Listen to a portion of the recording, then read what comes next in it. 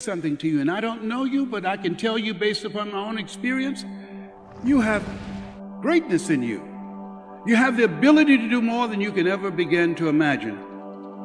You have something special. You have the ability to create wealth. You have the ability to make an impact. You have the ability to make a difference. You have the ability to do more than you can ever begin to imagine. I did not know this, Les Brown. How you define success governs how you live your life. How you define success will govern how you live your life.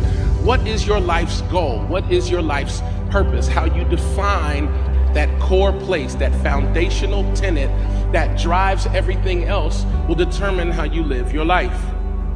And so when you think about success and when you identify what it is that matters, oftentimes there are pockets or highlights or just a little wink here or there that will help you to understand where you're supposed to be going and what it is you're supposed to be doing. What drives you? Where have you been with your life? Why are you here? And where are you going? I don't know what your truth is. I'm just sharing my perspective. I'm not trying to proselytize. This is not that moment. I just want you to be true to who you are. Because I don't believe in accidental lives.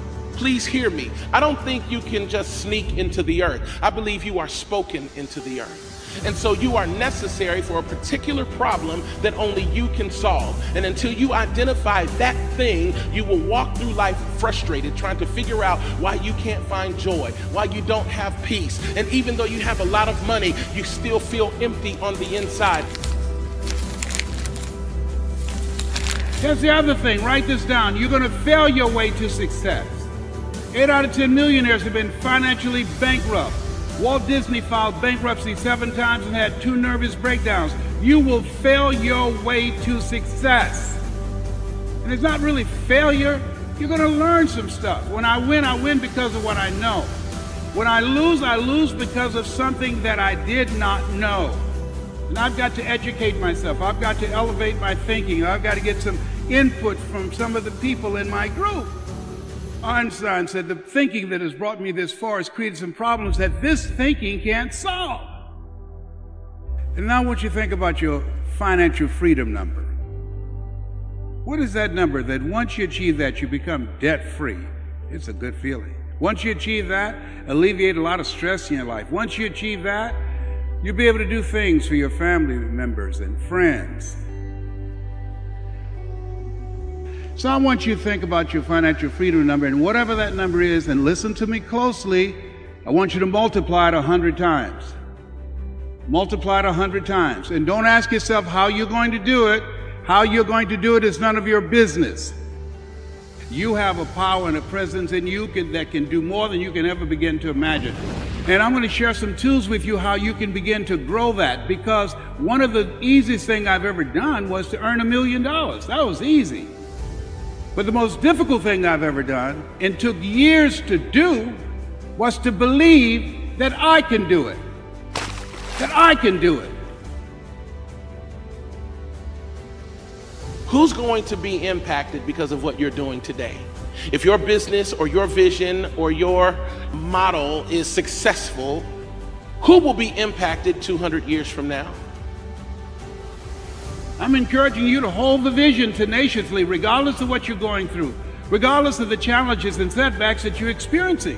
I want you to write this affirmation down, because you're going to go through some tough times. Think it not strange that you'll face the fiery furnaces of this world. You will, not you might, you will have tribulations. Write this down. No matter how bad it is or how bad it gets, I'm going to make it. That's what I had to affirm. No matter how bad it is or how bad it gets, I'm going to make it. Yes, it's necessary that you have a strategy to work on your mind on a regular basis. We're taught, be ye not conformed to this world, be ye transformed by the renewing of your mind. And that takes focus and that takes discipline. I'm encouraging you. What is it that drives you? What is the thing that gives your life meaning? Until you find that, you will be broken thinking success is one thing, and when you achieve it, you will realize you don't have it anymore. And so as you think about your goals and dreams, what's very important is your mindset, your belief. That you have to believe in your dream even when you don't have any evidence to support it. Even when everybody is against you, you've got to believe that I can do this after defeat and disappointment. Willie Jolly was right, a setback is a setup for a comeback. You have comeback power. You're here because you're different. Got to make a decision. You're going to live your dream as part of it. It's necessary that you have that kind of mindset because you're going to have some opposition. Things are going to happen that you can't begin to imagine. And so how people live their lives, I've come to know, is a result of the story they believe about themselves. Look at yourself and look at your goals and your dreams. I want you to think about your personal goal, your financial goal, and I want you to think about your social contribution. What will be different because you showed up? And as we think about our goals and dreams, it's going to take everything in you. You have to work on yourself, work on your mindset, because you're going to take some hits. Here's something else. Practice this, OQP, write that down. Only quality people.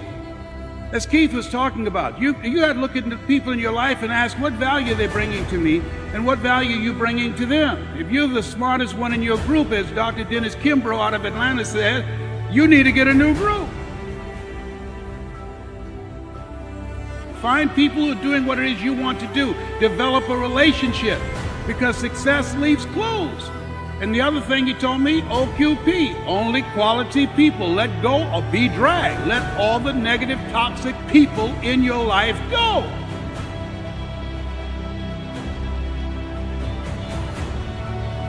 The achievement of a goal locked and lined in with your purpose, that is success.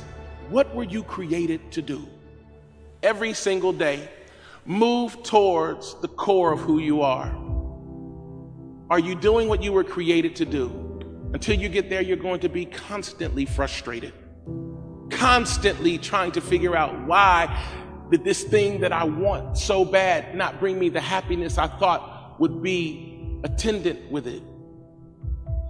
Who you are, what your purpose is, and the gifts and the calling that you have are so unique that there will never be another you in the history of the earth. You must achieve. That's why you're here. You're driven to succeed. You're driven to maximize moments. You're driven to success. And this is my plea to you, that for the young guys like me that were looking for a leader, that were looking for someone to look up to, may your idea, may your company, may your business, may your vision be the thing that other people can latch onto and attach to and find hope. And not just hope, but healing for the heart. There are a lot of broken-hearted people walking around right now. And if you're a part of this nation, we need all the hope we can get. We need all the peace we can get. We need all the forward-thinking entrepreneurs and success drivers that we can get. Because the success of one needs to be the blessing for all. When you have been given something of great substance and significance, it is not for you to hoard it and to keep it to yourself. It is for you to determine that whatever you have been entrusted with is not just for you to accumulate, but to be a good steward, so that those who don't have can at least have a chance to achieve their dreams as well. So you've got to learn to listen to yourself. You've got too many distractions from the phone and text messages and all these other platforms out here. I don't take a phone call unless, and write this down, is it positive? If it's not positive, I'm not going to take it. Is it purposeful? Is it something that's in relationship to what I'm doing and where I'm going? Is this a contributor or a taker? There are people who are always there when they need you, but when you need them, you can't find them. Is it productive? Is this worth my time? At 72, I'm not willing to waste my time talking with somebody, and it's not going to lead to anything. It's not productive. And is it profitable? Can I make some money with this person? You need to know that. Why? Your time is valuable. If you're going to lose something, lose some money. Time? You don't want to lose that. Money, you can recoup that. Time, you can't. And so as you look at yourself, protect your time.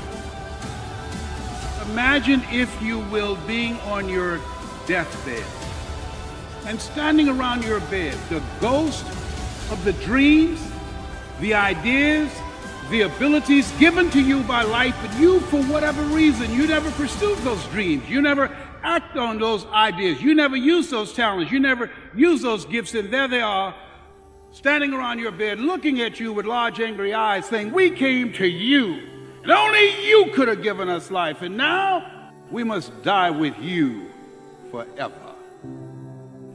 And the question is, if you died today, what dreams, what gifts, what talents, what abilities would die with you?